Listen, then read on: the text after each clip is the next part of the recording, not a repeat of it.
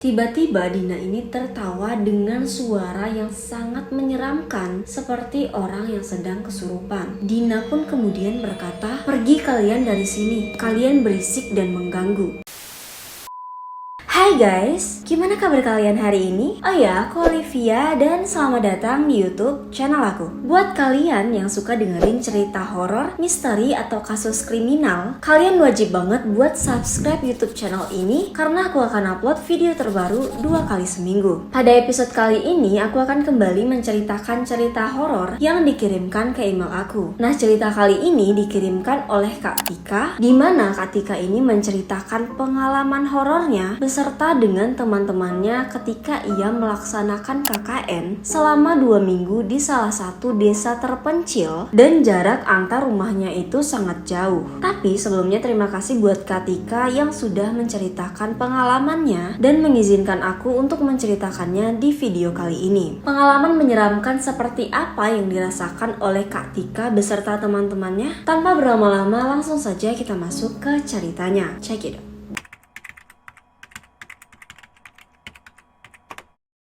Nah, kejadian ini terjadi sekitar tahun 2008, di mana Kak Tika ini melaksanakan KKN di sebuah desa bersama 6 orang temannya, yaitu ada 3 laki-laki yang bernama Dimas, Doni, dan Wahyu, dan ada 3 orang perempuan, yaitu Siti, Dina, dan Wulan. Jadi mereka semua itu ada ber-7 orang. Oh ya, nama-nama yang aku sebutkan di cerita ini adalah nama samaran. Nah, desa tempat mereka melaksanakan KKN ini sangat jauh dari pusat kota. Kira-kira perjalanan yang harus mereka tempuh dari kota ke desa tersebut sekitar 4 jam lebih. Jadi waktu itu mereka berangkat di hari Senin dan mereka sudah kumpul di area kampus pada pagi hari. Nah, ketika semua orang sudah berkumpul, mereka pun langsung melanjutkan perjalanan ke lokasi tujuan mereka dengan menggunakan motor. Nah, singkat cerita mereka saat itu sudah sampai di lokasi KKN dan mereka disambut oleh Pak Kades. Pak Kades pun kemudian memperkenalkan mereka dengan perangkat desa yang lain. Baru setelah itu mereka semua diantarkan ke sebuah mes yang sudah dipersiapkan untuk tempat mereka tinggal selama melaksanakan KKN. Nah, mes itu berada tidak jauh dari rumah Pak Kades dan letaknya itu bersebelahan dengan SMP. Kata Pak Kadesnya sih, mes itu dipergunakan oleh guru yang biasanya mengajar di SMP tersebut. Jadi mes itu cuma ada 2 bangunan, dan bangunan mes yang pertama itu sudah diisi oleh seorang guru yang baru saja pindah ke tempat itu. Nah, karena bangunan mes itu cuma memiliki 1 kamar, jadi teman Kak Tika yang cowok harus berbagi kamar dengan guru tersebut. Sementara untuk yang ceweknya akan tinggal di bangunan yang satunya, di mana bangunan itu posisinya bersebelahan. Nah, di samping mes ada sebuah kali kecil yang airnya itu sangat jernih, dan di atasnya itu ada sebuah jamban atau tandas. Jadi rumah-rumah di situ belum ada yang memiliki toilet. Adapun kamar mandi itu cuma bisa digunakan untuk buang air kecil, tanpa kloset dan juga tanpa keran air.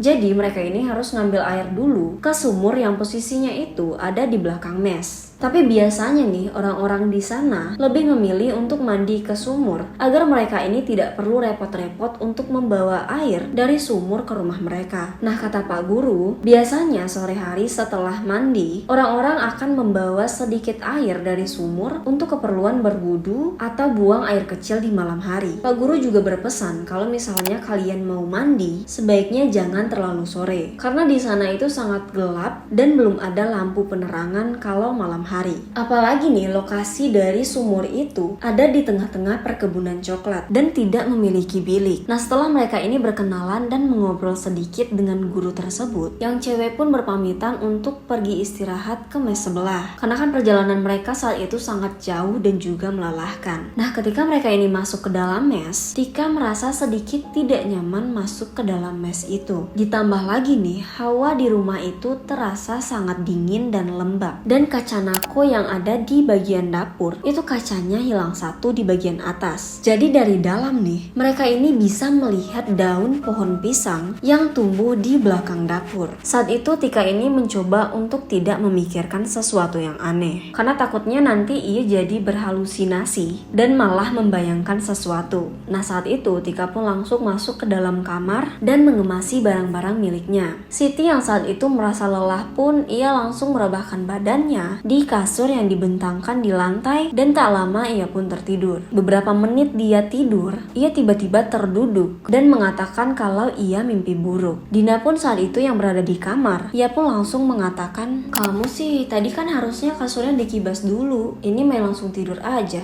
Wulan yang saat itu mendengar, ia pun mencoba untuk menengahi mereka berdua dan mengajak mereka untuk menyiapkan makan malam. Nah, sehabis makan malam nih, mereka pun saat itu langsung membahas program kerja. Setelah briefing mereka selesai sekitar 2 jaman, mereka pun memutuskan untuk beristirahat karena besok pagi mereka sudah harus melaksanakan program kerja mereka. Dan yang cowok pun saat itu langsung kembali ke mes mereka. Saat itu mereka pun langsung tidur. Tapi nih pada tengah malam, Dina terbangun dan ingin buang air kecil. Ia pun jalan ke kamar mandi yang letaknya itu ada di dekat dapur. Saat ia sudah selesai buang air kecil nih, ketika ia berjalan melewati dapur untuk masuk ke kamar, Dina entah kenapa melirik ke arah kaca nako. Dan yang seremnya nih, si Dina ini tiba-tiba melihat ada pocong dari selah kaca nako yang berlubang. Saat itu Dina ini langsung menjerit dan pingsan. Teman-teman Dina pun saat itu terbangun karena mendengar suara teriakan. Mereka pun langsung keluar kamar dan melihat Dina sudah tergeletak di lantai. Nah, tak beberapa lama ketika si Dina ini sadar, sambil menangis Dina ini menceritakan kepada teman-temannya apa yang ia lihat saat itu. Dan ia mengatakan bahwa ia ingin pulang saja. Tapi untungnya saat itu Tika beserta teman-temannya yang lain bisa menenangkan Dina dan meyakinkan si Dina bahwa yang ia lihat tadi cuma halusinasinya saja. Nah, setelah berjam-jam membujuk si Dina ini, akhirnya dia pun tenang dan mereka semua pun kembali beristirahat. Tapi ternyata hal menyeramkan itu tidak hanya dialami oleh Dina. Kira-kira jam setengah 12 malam, Dimas kebelet dan ingin buang air besar. Karena dia ini merasa gengsi untuk ditemani oleh teman-temannya yang lain, dia pun pergi ke jamban sendirian. Nah, sedang saat serius dengan kegiatannya, tiba-tiba ia ini mendengar langkah kaki. Dimas pun saat itu mengira bahwa itu adalah suara langkah kaki dari salah seorang temannya. Tapi saat Dimas ini mengintip dari sela-sela jamban, di mana dinding itu terbuat dari kayu sehingga memiliki celah-celah kecil yang bisa diintip dari dalam. Nah, dari sela-sela kayu, Dimas ini melihat ada sosok yang tinggi besar sedang berdiri di samping jamban. Dimas yang sangat panik, ia pun langsung buru-buru menyelesaikan kegiatannya dan berlari menuju mes. Namun saat itu Dimas tidak menceritakan kepada teman-temannya. Pada malam berikutnya, lagi-lagi Dina ini mengalami hal menyeramkan, di mana saat ia sedang tidur, ia merasa ada seseorang yang menggelitik kakinya. Dina yang saat itu baru saja tidur, dia pun merasa kesal. Ia mengira kalau itu adalah kerjaan dari teman-temannya. Namun ketika Dina membuka matanya nih, Dina dikagetkan dengan sosok perempuan yang berambut panjang sedang duduk di samping kakinya. Dina pun langsung menjerit dan tak beberapa lama Tika beserta teman-temannya yang lain yang saat itu sedang mengerjakan laporan di ruang tamu langsung masuk ke dalam kamar. Tapi nih yang seremnya, ketika mereka semua masuk ke dalam kamar, Dina terlihat sedang duduk sambil menundukkan kepalanya. Tika yang pertama kali masuk ke dalam kamar, dia pun langsung mendekati Dina dan bertanya,